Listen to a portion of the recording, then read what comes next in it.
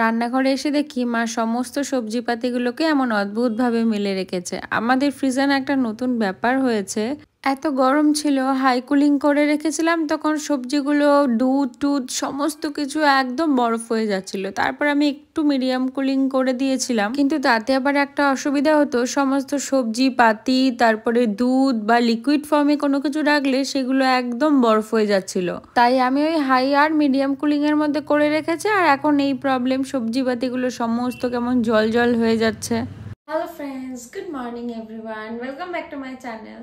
এখন সকালবেলা থেকে ঘুম থেকে ওঠার পর থেকে আমার কাজ তো করতে হয়, আমার নর্মাল কাজগুলোই আমি করতে থাকি। আমাকে তো আর বাইরে রান্না বান্না কিছু করতে হয় না এখন, মাও বেসিক্যালি করতে দেয় না, দিদুনও বেসিক্যালি করতে দেয় না। তো আমি এখন ওই ফাঁকা হাত পা এরকম ঘুরে বেড়ায় না, সেরকম আমি উড়ে উড়ে বেড়াচ্ছি, এছাড়া কোনো কাজ নেই।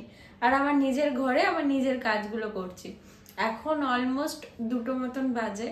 আমি আজকে সকাল থেকে সমস্ত কাজ করে টোরে সমস্ত কিছু করে এখন যাবো স্নান করতে। তো ভাবলাম ব্লগটা শুরু করেই যাই। সকালে একবার বেড টেড গোছানো কমপ্লিট হয়ে গেছে, মা বেড টেড ঝেড়ে চলে গেছে, সব হয়েছে। আমি কাজ করতে করতে একটু বিছানায় গড়াগড়ি করছিলাম। তোমরা তো জানোই যে আমার বেড ছাড়া কোনো উপায় নেই, যা কিছু করব সেটাই আমার বেডেই করতে হবে। তো এই জন্য এই বিছানার হালাত হয়ে রয়েছে, কারণ না হলে এতক্ষণ ঘর ঝাড় দেওয়া, বেড গোছানো সমস্ত কিছু কমপ্লিট হয়ে গেছিল। যাই হোক, এখন স্নান করতে যাব, কারণ আজকে আমার আবার একটু বেরোনোর আছে। আমি আজকে তো আর খাওয়া দাওয়া করতে পারবো না।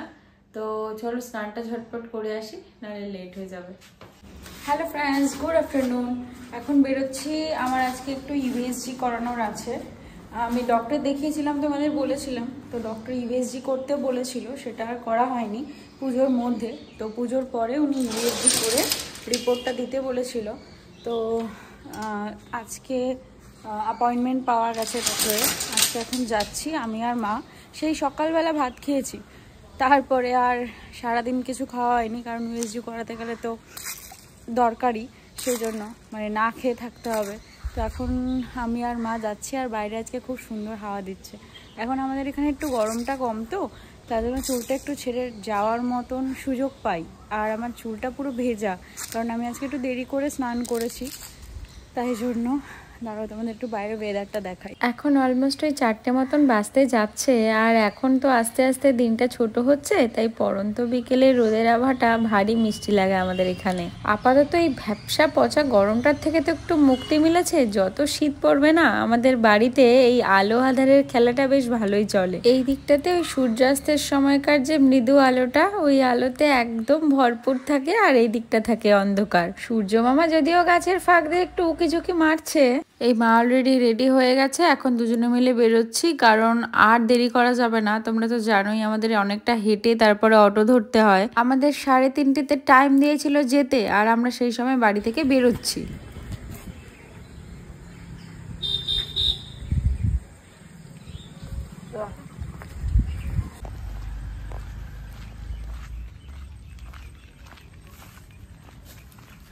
চলো এবার এই ছোট্ট ছোট্ট পায়ে টুকটুক করে হেঁটে এগোই দিনের শেষের এই মৃদু রোদের হাত ধরে। এতদিন এই রোদটা কেমন গা পুড়ে যাওয়ার জোগাড় হয়েছিল, আর এখন এই রোদের আলোটাই কেমন যেন মিষ্টি লাগছে, তাই না?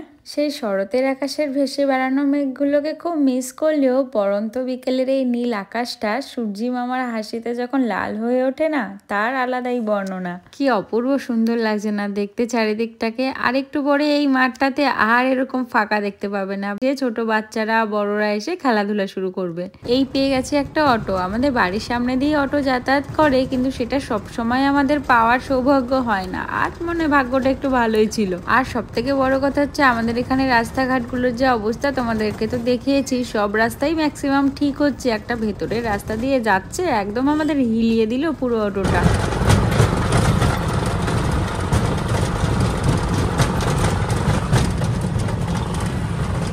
এখন এই উঁচু পাহাড় পর্বত বেয়ে ওপরে উঠতে হবে।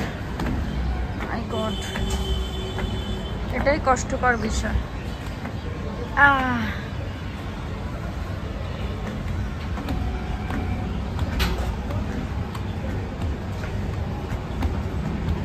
এই স্টেশনে আমরা পৌঁছালাম। এখন একদম ওভারব্রিজটা ক্রস করে পুরো উল্টো দিকে যেতে হবে, তারপর ওখান থেকে অটো বা টোটো বা হেঁটে যেভাবেই আমরা যেতে চাই। আজ তো আর ট্রেন ধরার ব্যাপার নেই, তাই দৌড়াদৌড়ির কোনো সিনও নেই। আর এখন প্রায় 4:45 মতন বাজে, আমরা পৌঁছেও গেছি। আসলে ডক্টর চেম্বার থেকে না সব সময় একটু আগেই যেতে পারে, প্রায় ঘন্টা 2 আগেই আমাদের টাইম দিয়ে দিয়েছে।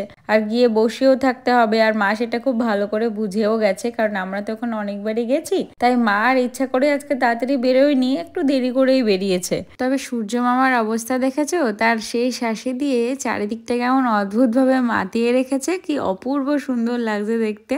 তবে চলো টুকটুক করে হাঁটতে হাঁটতে মা আর মেয়ে ডেস্টিনেশনে পৌঁছাই, দেখি অটো বা টোটো কি পাওয়া যায়। তোমাদের সাথে গল্প করতে করতে পৌঁছালাম এখানে। খুব একটা বেশি দূরে তো না, তাই আর টোটো বা অটো কোনো কিছুরই ঝামেলা রাখলাম না, হেঁটেই পার হতে পারবো, তাই জন্য দুজনে টুকটুক করে হেঁটে হেঁটেই এগোই। আসলে রাস্তা ঘুরে যাওয়ার একটা অপশন আছে, কিন্তু সেখান থেকে গেলে অনেকটা বেশি সময় লাগবে আর পথটা অনেকটা বেশি, তাই এই পথটাই ধরলাম। এটা মূলত একটা পার্ক, কিন্তু প্রথম থেকেই দেখছি মানুষজন এটাকে পার্ক হিসাবে ব্যবহার করে কম। স্টেশন থেকে যেহেতু ওই পারে যাওয়ার রাস্তাটা একটু ঘুরপথ, তাই জন্য এইটা দিয়েই শর্টকাটে মানুষ যাতায়াত করে। কেউ কাজ থেকে ফিরছে বা কেউ একটু দাঁড়িয়ে গল্প করছে। এই রাস্তা দিয়ে যদি দৌড়ে কেউ ট্রেন ধরার চেষ্টা করে, মোটামুটি ট্রেন পেয়ে যাওয়ার মতন অবস্থায় থাকে। তবে চারিদিকে যে নেট দিয়ে ঘেরাও করা আছে, সেখানে ঢোকার কিন্তু প্রবেশ নিষেধ, প্রবেশ মূল্য দিয়েই প্রবেশ করতে হবে। তবে যতবারই আমি এইখানে এসেছি, এত লোক প্রত্যেক দিন যাতায়াত করে, কোনো দিনও আমি এতটুকু অগোছালো দেখিনি।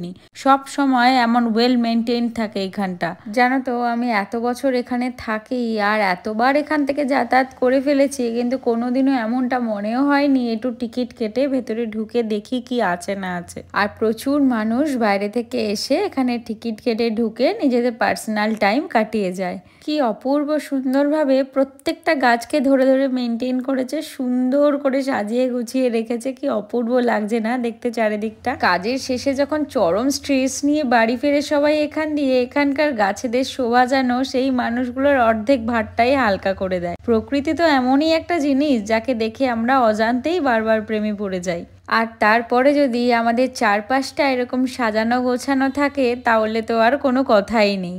আসলে আমরা না অটো বা টোটো করে যেতেই পারতাম, খুব বেশি না, এখান থেকে 20 টাকাই ভাড়া নিত, কিন্তু আমরা গেলাম না। তার একটাই কারণ যে আমরা তো দুজনে এরকম করে বেরোই না। মা সকাল থেকে উঠে দৌড়দৌড়ি করে কাজকর্ম করলেও এরকম টানা হাঁটাটা মার একদমই হয় না, আর আমার তো হয়ই না। আর এখন কাজকর্ম করি না, তাতে আরো ঘরে বসেই গেছি। 5-7 মিনিটেরই রাস্তা, দুজনে গল্প করতে করতে বিভিন্ন রকমের ঠিক আস্তে আস্তে টুকটুক করে হেঁটে পার হয়ে যাব। চলো, অটো ফটো কিছু নিলাম না, নর্মালি পৌঁছে গেছি, একদম কাছেই। অটো নিলে একটু ঘুরে আসতো, টাকা পয়সা খরচা হতো, 20 টাকা এক্সট্রা খরচা করে কেনই বা যাবো, যখন পা দুটো ভগবান এখনো সচ্ছল রেখেছে। আর খুব বেশি না, 5 মিনিটই হাঁটতে হয়।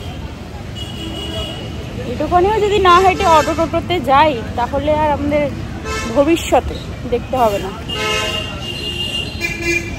রাস্তাটা ক্রস করতে হবে।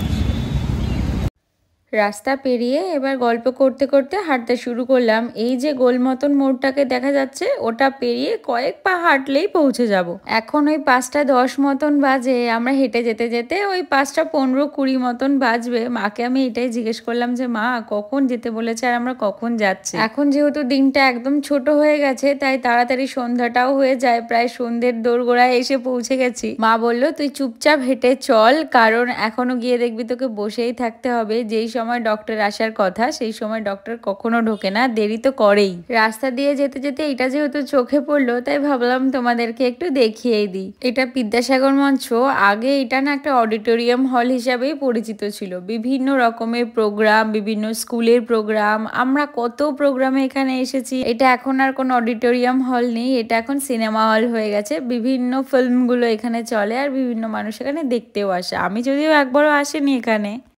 চলো, আমাদের হয়ে গেছে। এখন যেই পথ দিয়ে আসলাম সেই পথ দিয়েই ফিরে যাচ্ছি। যখন আসলাম তখন তো আলো দেখতে পারলে, আর এখন ঘুটঘুটে অন্ধকার। বেকার এইটুখানি জায়গা, আর মানে টোটো অটোতে গিয়ে লাভ নেই। তবে গেছিলাম, কত সময় লাগলো না মা, আসলাম কারণ টুক করে চলে আসলাম।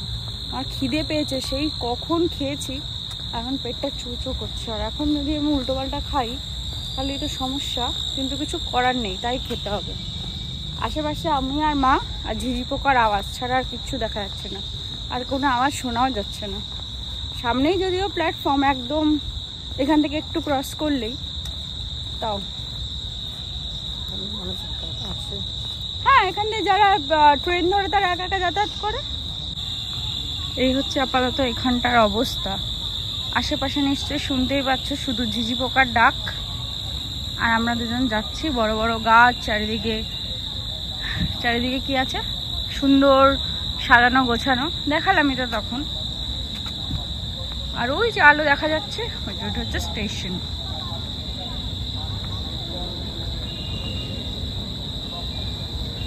মাঝখানে এই জায়গাটা বন্ধ করে দিয়েছিল, যেতে দিচ্ছিল না, তারপরে আবার খুলে দিয়েছে।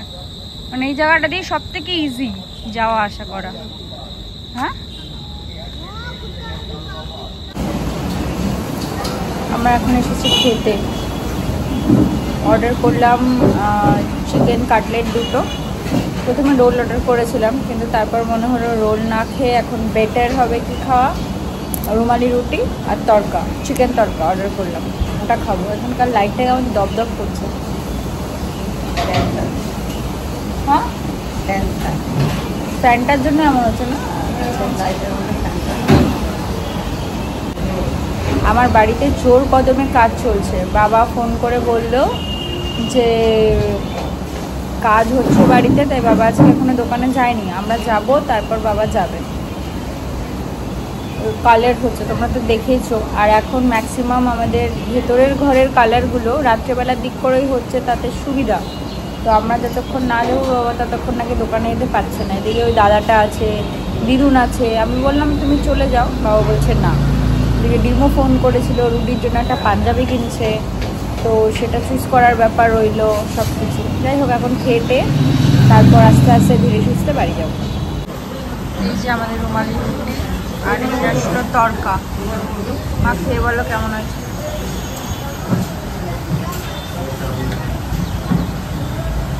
ভালো তড়কাটা। আর অর্ডার করেছিলাম চিকেন কাটলেট, বাট না খেয়ে দিতে পারবো না।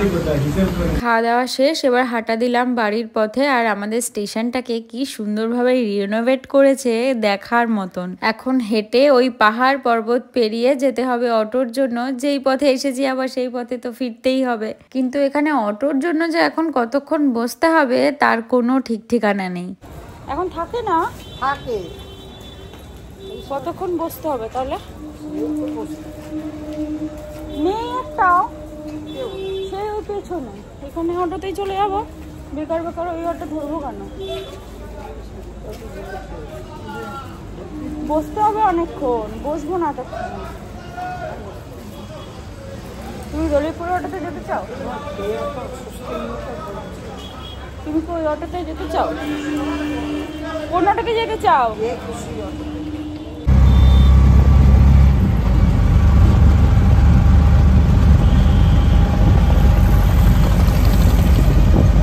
এই আমরা বাড়িতে ঢুকলাম, আর আমাদের বাড়িতে এখন কাজ হচ্ছে। চলো তোমাদের দেখাচ্ছি।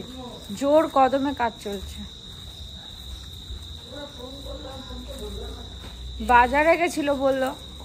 দিদুন কি চা বানাচ্ছে সবার জন্য? না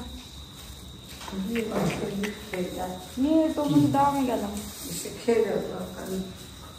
এই শুরু হয়ে গেছে আমাদের বাড়িতে কাজ। তোমাদেরকে তো বলেইছি যে আমাদের বাড়িতে রাত্রে রাত্রে করেই এখন কাজ হচ্ছে। আর এই ঘরটা তোমাদের এর আগেও দেখিয়েছিলাম। অলরেডি এই ঘরটাতে একবার রং হয়েও গেছিল, কিন্তু রংটা একদম ঠিকঠাক করা হয়নি। আসলে যাকে আনা হয়েছে সে একদম বাজে রং করে দিয়ে গেছে, তাই এখন অন্য একজনকে আনা হয়েছে রং করার জন্য। আর এবার কি সুন্দর প্রমিনেন্ট রং করেছে শুধু দেখো। দিন রাত ধরে একদম জমিয়ে আমাদের বাড়িতে কাজ হচ্ছে। সকালবেলা কখনো ঠুকঠুক, কখনো বা ড্রিলিং এর আওয়াজ, কখনো বা চারিদিকে ধুলো হয়ে যাচ্ছে। রাত্রি করে এরকম রঙের কাজ, চারিদিকে ওলট পালট। আমরা তো একদম যাযাবরের মতন জীবনযাপন করছি, সেটা তো তোমাদের এর আগেও বলেছি। তবে এই ঘরটা তোমরা চিনতে পারছো কিনা আমি বুঝতে পারছি না, যে আমাদের আগে নাড়ু বাঁধা হতো বা বিভিন্ন রকমের ভোগের কাজ হতো, সেটা যেই ঘরটাতে হতো নিচের, এটা হচ্ছে সেই ঘরটা। সেই ঘরে রিনোভেশন চলছে। আমি তো তোমাদেরকে বলেইছিলাম যে আমাদের বাড়িতে একটা অনুষ্ঠান আছে, একটা নয় পরপর দুটো অনুষ্ঠান আছে, আর তার জন্যই এত তোড়জোড় শুরু হয়েছে। খুব শিগগিরই তোমাদের একটা গুড নিউজ দিতে চলেছি। চলো ঘরে যাই, আমার রিপোর্ট দিবে কালকে। আমি একটু ঘরে আমার এখন কাজে বসি।